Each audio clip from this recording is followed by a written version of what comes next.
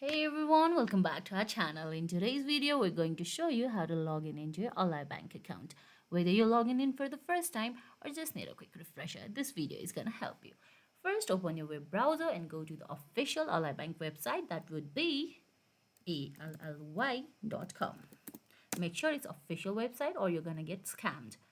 It's going to take a few seconds.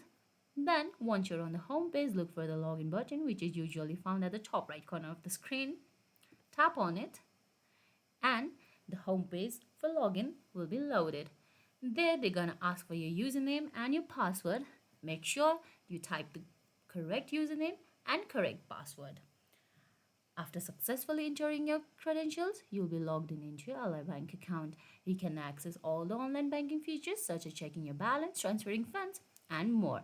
And that's it. You've successfully logged into your Ally Bank account. If you found this video helpful, give us a thumbs up, leave a comment, subscribe to our channel, and for more updates, please hit that bell icon. Thank you for watching. See you in the next video.